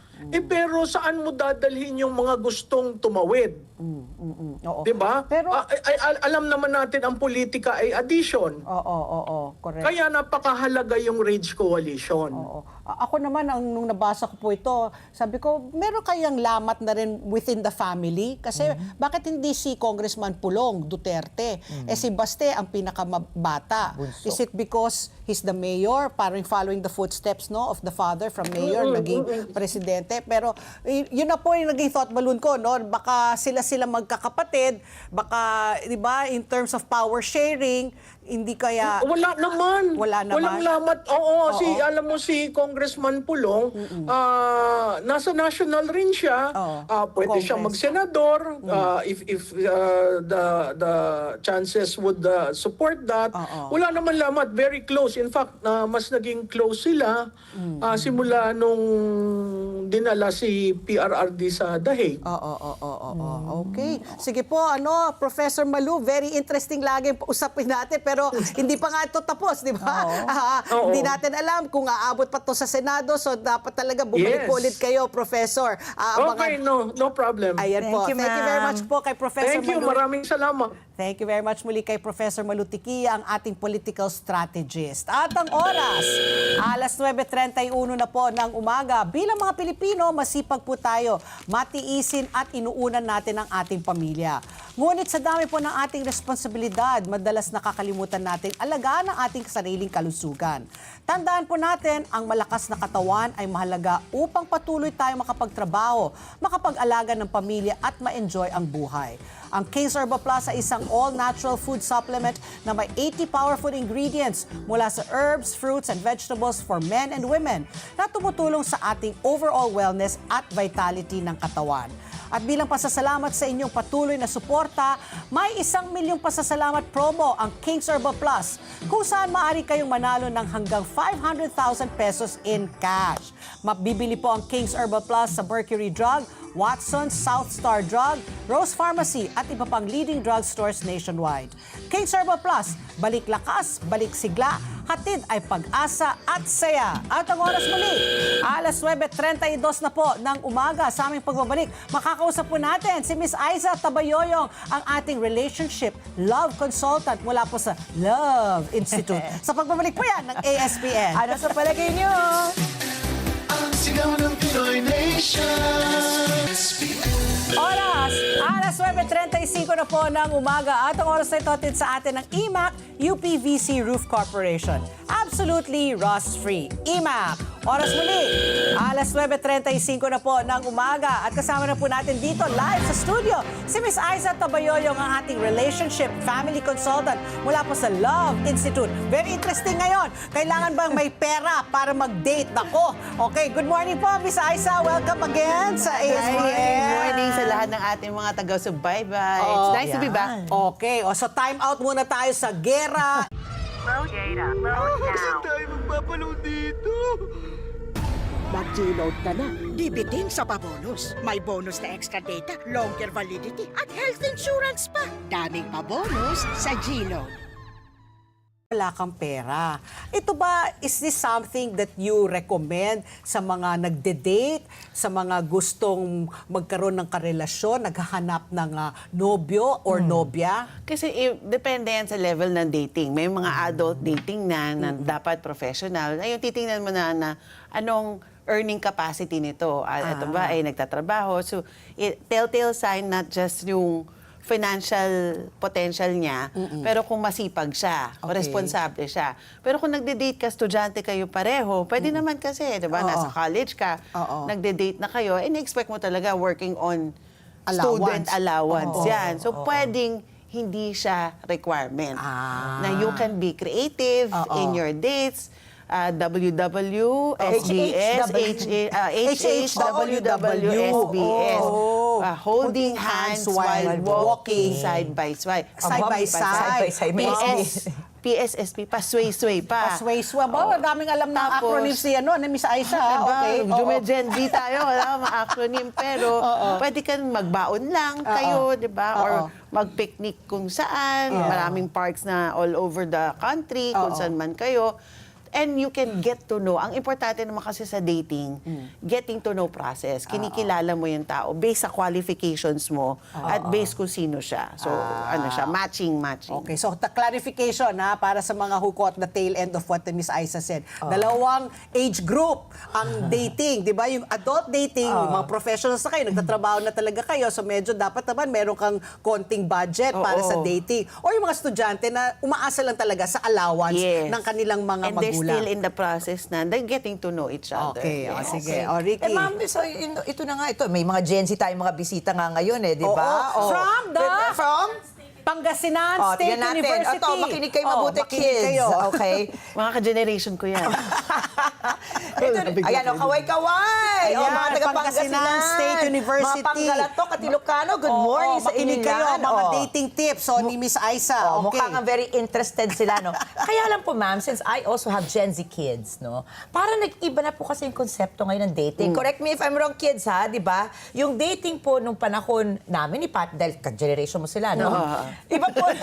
Talaga. Sabi niya Ako support Paninindigan ko yan. Sige. So ngayon po, sa Gen Z po, ano po yung pagkakaiba ngayon ng konsepto nila ng dating? Kasi ang alam ko, iba na yung dating as we knew it and versus the dating now. Like yung dating noon, nung panahon nyo. Di ba? Pero nanindigan ni Mama. Sige.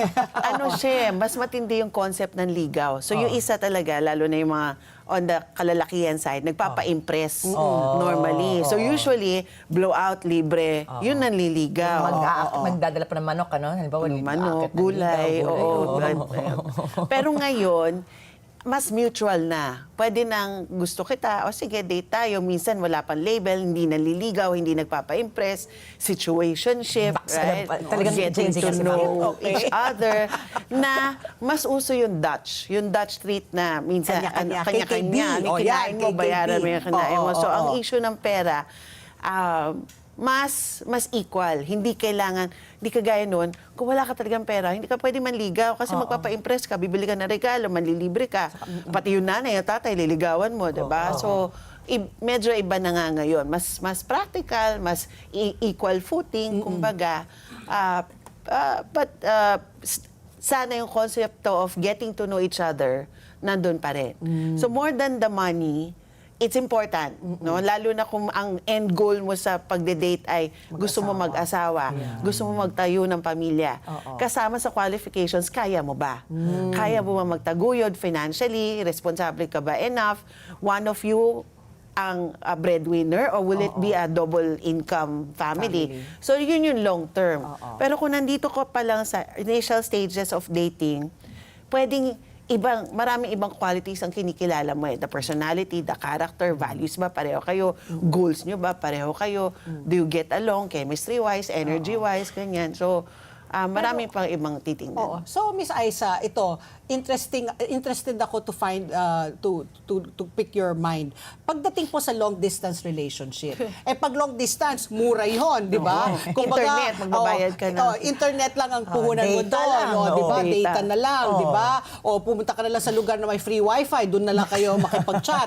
Pero how does it that work po? Pag long distance relationship, dahil hindi mo hindi mo alam yung kakayahan, dahil, ewan ko kasi parang minsan, di ba, it works, sometimes it doesn't work, kasi nga, the strain of a long distance relationship takes a toll So, paano po yun? How does it Ganda work ng topic kapag usapan lang namin yan kahapon. Kasi depende yan sa motivation and intentions mo sa long distance. Yung iba kasi temporary yung long distance. So, yung iba nagbi-meet on dating sites or magkaibang nasa Amerika or na ibang bansa, Pilipino yung isa. So, pero dapat meron niyang merging. Kasi iba pa rin, again, kung ang long-term goal mo ay marriage, family building, kailangan makikita mo anong reaction niya in real-life situations. Paano siya mag-react pag may problema, pag may crisis. Kasama na doon yung mga crisis na kailangan ng pera. So, kasama rin yun. Pero kung ang long distance para lang romantic date, para lang may masabi ka, may kakausap ka. Companionship. Companionship. Then, it's okay. May mga tao na for long distance, na ayaw nila na, ay, dyan na naman siya. Nakakainis, I need my space, mga ganyan. So yung iba, ganun talaga. Mas nag-work sila, let's stay magde-date tayo for a few weeks. Babalik ka sa bansa mo, babalik ka sa probinsya mo, okay tayo ulit. And then I have my own time. I'm independent, may ganun talaga. Pero again, kung ang long term ay together till death do us part. We recommend dating in the same zip code. In the zip code. With a total of 3 years for you to see. Kasi pag temporary, bibisita naman siya 1 month. Pero yung 1 month na yon, ay bawal tayo mag-away, sandali ka lang dito, mag-aaway pa Best tayo. foot forward. So hindi na Nakikilala, hindi na sort out yung mga issues and differences. Kasi sinisweep under the rug in the guise of we have to be happy, make good memories. Sayang ang oras, minsan ka lang na magkasama tayo, mag-aaway pa tayo. Pero importante rin kasi yung away. Merong layers na nauungkat na mas naiintindihan mo yung partner. Kung wala naman pong balak mag-asawa pa, di ba? Dating pa lang naman. Should it be a red flag po, yung financial capability? Kasi, I don't know ako kasi idealistic pa rin ako na I think love is blind. Yeah, di ba? I think love is blind. Pag mahal mo yung tao, di ba? Parang walang issue yung kayamanan. I would tell, and especially dito yung mga ka-generation ko, mga students, list down your qualifications. Hindi pwedeng, ay, bahala na siya, nagpakilig siya sa akin, period. Qualifications physical, mahilig ba kayo sa matangkad or cute? Maskulado or payat, sexy or may laman, o ganyan, di ba? Singkit or bilog. Then personality, mahilig magbasa, mag-music, mag-sports, mag-travel, and then the character and the values. Kasama doon yung pera. Kaya gusto nyo ba na merong financial capacity na, kasi in this world, if it's long term, hindi siya maisasantabi totally. Pero baka may nauuna, such as kindness, such as respect, such as sipag, responsibility, care, listening, ay mga ganyan. Kagapuhan. Gusto mo na talaga dumami yung lahi. Pero blue-eyed. On a practical point of view, ano ba ngayon ang average gastusin pag ikaw ay nagde-date? Kasi nung panahon ko, pakainin lang ako. Siyempre, pag estudyante ka nga, di ba? Pakainin lang ako ng masarap Consistent dapat na masarap yung pagkain. Okay na. Pero ngayon, sa mga Gen Z, maybe we can ask them. Actually, I want to ask them How much is it now to go on a date? O kayo mga estudyante, magkano ba? Magbid nga. Magbid nga. Anong average? 1,500 pesos. Dalawa kayo. Kung Per kayo, date. Magkano per date? Magkano ang ngayon? Gastos? 1K. Depende daw. Depende. Bakit? Ano yung depende? 1K. Saan nyo kinukuha yung 1K? Iniipon nyo yung Ayan, allowance nyo? lapit siguro. O hinihingi nyo kay tatay at nanay? Ipon. Saan umaabot yung 1,000? Saan kayo nagpupunta? Anong date? Saan? Sa mall. Saan? Samgyup. Samgyup. Kasi Ay, eat all kaya you naman can. wala Kaya matalino kain. mga bata, di ba? Very talino, eat all you can. Okay. So you agree with that? Yung mga ganyan, yung mga yung mga student na dating. Especially kung eating date, medyo mahal na ngayon. Oo. Pero just kung talking date, pwedeng Less. bottled water, bili ka sa convenience store, okay na. Or a bag of chips, or tusok-tusok sa kanto, pwede Ako na. nga sa mga K-drama, di ba, sa mga convenience store, yung ramen, yung mga noodles cup na nila, no? noodles, di ba, Oo. doon lang sila sa labas Wag ng lagi ha, high soju. Ay, nag-cup noodles ng Colgate kayo na madaling araw. Okay, Once a month, Sarap eh. pwede. Pero you can be creative. In other words, you Creative, can be creative, especially kung purpose. Pero kung gusto mo magpa-impress, at yan, magsasamgyup ka pa ng kasama ng date mo, eh kailangan mo talaga ng budget. Siguro Kailangan mga mag-ipon. 700 to 1,000 per date. Per Pero date. pwede ring 50 peso budget, okay na yun. Ano pong mabibili? Ano sa pong 50? aabot? Sana abot Bottled water Bottled and water, chips. Na high soju. High soju. So, dapat sabihin mo talaga sa date mo, magkita tayo after lunch or after dinner. Kasi, Para kumain na sila kasi kung mabait naman siya, nakakatawa siya, masarap siyang kausap. Yeah. Hindi mo na kakain, ayaw mo na kumain. Ano ka na, busog ka na sa mata. Busog ka na. Okay, Gwapo nasa sa sa Piolo maganda Pascual. siya, gwapo Yeah. siya, Correct. di ba? Iba. Pero again, kung long term gusto mo siyang maging tatay, nanay, medyo titingnan mo yung capacity nila to provide. How big does it, how big does it affect a long-term relationship, yung financial capacity po ng In yung partner? marriage, when we're talking about marriage already, part of makinig kayo, mga bata. the 5 major emotional needs ng women, it's not even the men, it's the women who look for financial stability. Yes. Pag hindi maayos ang finances sa pamilya, sa inyo, yung mga nanay nyo ang nasistress, di ba? Pag may kulang na pera, pag may marami ng utang, pag may babayaran, walang budget, ang nasistress dyan, babae. So, importante rin, 20% dead ba yung lalaki? important. No? Sana hindi. Oo. Kung pumilit ang maayos yung babae, marunong makinig, may family commitment, yan, kasama yan sa qualifications, at hindi ka dead-mahin pag ikaw ay nasa-stress na, for whatever reason. Pero do you think, like, for student dating, do you think, dapat yung mga magulang, sinusuporta nila yung pagde-date ng mga anak nila? No, I'm just curious. Kasi, parang kawawa naman yung anak ko, di ba? Siya yung mag-iipon. Or dapat, kumbaga, i-subsidize ni mami at ni tatay yung kanilang pagde-date. What do you think about that? And I recommend a conversation, lahat ng parents, magkaroon po kayo ng kwentuhan sa inyong mga anak. Kailan sila pwedeng mag-date? Anong edad?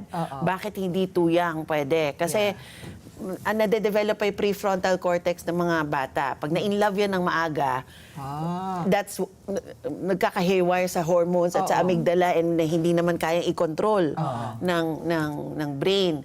So pwedeng crush, pwedeng MU, lista-lista, bakit ka nagka-crush doon? So have those conversations.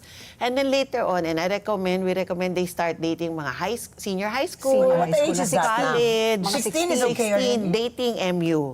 First boyfriend, siguro 18, 19. O mga second year college, third year college na medyo set na yung routine in studying, set na yung goals, academic goals, na kahit mag-away, kahit medyo may heartbreak ng konti, tampuhan, o mag-break pa sila, hindi masyado madiderail yung studies. Correct. Kasi dami kaming clients, 14, 15, heartbroken, Naku, akala nila katapusan na ng mundo nila. depressed, and then wala na. Mas magkakaroon ng Mag-gap long-term year. psychological effects sa kanila. no? Ma'am, is it the same between boys and girls? Kasi may nabasa po ako dati, boys mature way later than women. Yes. Kumbaga sabi nga nila, 50 years old lang daw.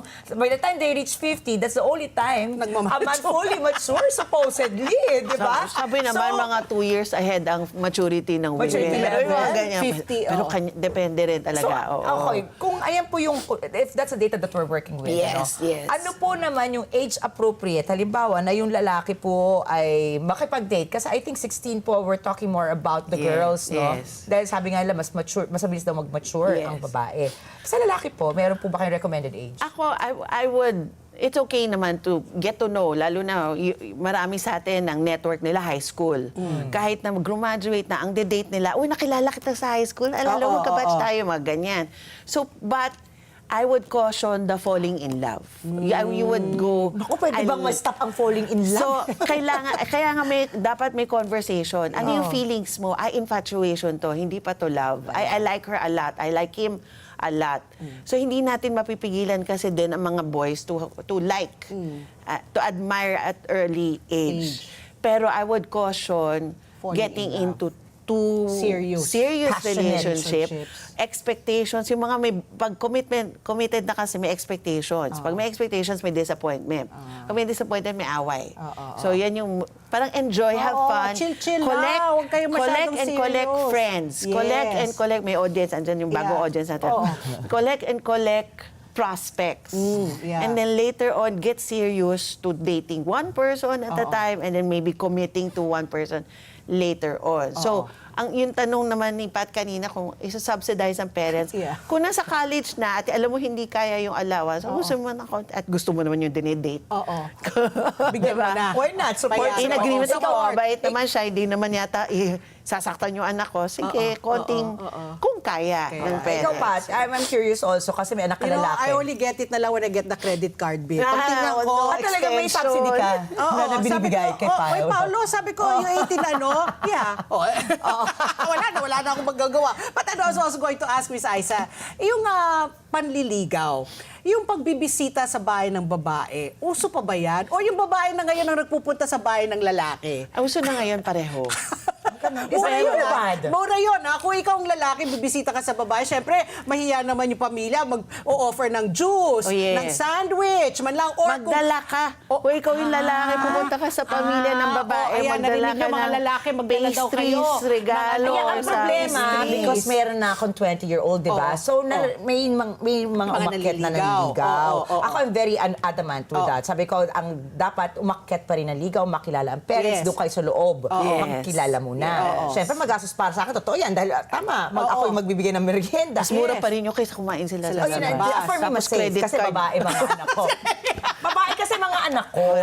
So, ang problema sa kanila ngayon, correct me if I'm wrong, kids, ha? Wala silang GMRC. So, hindi na nila alam yung papaano talaga maligaw nung una. Pero traditional po ako pagdating sa panliligaw. Sabi ko, ano ba naman? Binubulungan ko yung anak ko dati. Ano ba naman? Sabihin mo naman, magdala naman ng kahit naman lang, for you, flower. Or, di ba, Good maliit na morning, bagay. tsaka mag-offer, makakit kayo ng bahay, Huwag masyadong magtanggal at ka ba home, ng feeling at sapatos? home. Oo, ganyan. diba? So, diba? uso pa yung ngayon. Yes, except, ayan, tama yung sinasabi ni Ricky na iba kasi expectation ng parents. Pero sa totoo lang, it's good for the male to go to the female's house. Yeah. So the parents can get to know both parents can Yes. get to know the prospect, Yes. right? And the prospect can see their partner, their potential partner in the setting of the home. Yeah. Kailangan nyo makita yan, ano siya sa bahay. Minsan kasi nag-iibang anyo yung ating mga crushes pag nasa bahay na. Hindi nakapag-makeup pagdating mo. Iba lang. Hindi na pala nagsisipilyo.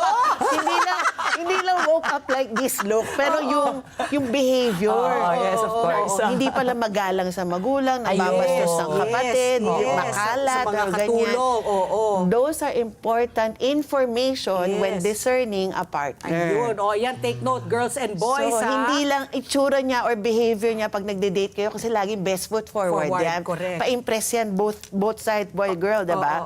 Pero also at home, you have to see, pag relax na sila, pagkasama nila yung medyo bawas na yung boundaries na kapatid or parent, how are they? Are they still respectful? And respect is very important in finding a Okay, partner. what is an ideal time to visit? Kasi minsan, di ba, dati nalala ko yung pag may bisita ako, nanliligaw, dumating na umaga, sasabihin ng papa ko, ano yan, ligaw in chick? Ano umaga? Ano umaga? Before lunch or whatever, Before 10 lunch? o'clock or whatever, di ba? Or pag ano naman, pag masyadong late, sinasabi, masyadong late naman nagbibisita yan. So ano ba yung time frame? Ano ba yung window na karapat-dapat? Yung respectable Respectable, naman. oo. Yung Ako oras. yan, when you have gotten to know your partner, medyo mag-SI ka na. What is SI? Character, hindi, CI pala. CI yun, oo. Credit investigation. SI kasi credit investigation. Magtatanong ka na sa partner mo, ano hilig ng parents mo? Ano standard nila? Ano gusto nilang regalo pag magdala ko? Anong okay na oras pumunta sa kanila? Na less yung kanilang komento, less yung kanilang criticisms about me. So, iba-iba kasi yan per family. Yeah, Iba na ayaw ng umaga, yung iba naman morning people, so okay lang yan. So, magdala ka ng breakfast, tapa, ganyan, longganisa, ganyan, no? Favorite part ko yun. Of course, they also have to dress appropriately. Oo, di ba? Yes. I mean, ewan ko lang, maybe ngayon kasi summer, pwede siguro yung walking shorts. Hindi naman yung, I was about to say, yung sobrang ikli shorts. Alam ko na sasabihin. Butik na. Okay, so anyway, Miss Aiza, thank you very much sa mga tips and very talaga timely no na nandito yung University bata, of Pangasinan kasi nga Second batch na to, Pati. Second batch para narinig nila kung paano dapat talaga manligaw ha. Yan. Good manners and right conduct at Exactly. saka dapat talaga bumibisita pa rin kayo sa mga liniligawan ninyo. Hindi para pwedeng sa makilala labas-labas lang kayo And makikita. get to know your qualifications. Maglista. Kasi kung maghahanap nga tayo ng mag-hire tayo sa trabaho, merong 'di ba, you should have graduated, Requirements. you should look Job like this, requirements. Ganun din po sa paghahanap ng partner kasi yan forever. Yung trabaho napapalitan, yung partner hindi. So be discerning, take time, get to know each other. 3 years minimum. 3 years Pag long minimum. distance, mas 6 mahaba. years. May OJT muna. May OJT muna. Pag may concerns, you can always consult with us at the Love Institute. Punta Yan. lang po sa Facebook page namin. Ayan po. Maraming salamat kay Miss Aiza Tabayoyong. Always very interesting to. Basta pag-usaping love. So, oras, alas 9:57 na po ng umaga at magbabalik pa po ang ASPN. Ano, sa palagay niyo? Ang sigaw ng Pinoy Nation. Information and ASPN. Oras, alas 9:58 na po ng umaga at ang oras na ito hatid sa inyo ng Salem Bed, bringing comfort to Filipino homes for over 50 durable years. Salem Bed, ang hari ng tibay. At ang oras muli, alas 8:58. At bago kami magpaalam, ito pa rin, ASPN, ang sambayanan, pinusuan natin. Kung walang pera, huwag na rin ba mag-siyota o mag-girlfriend, boyfriend? Panoorin po natin ito.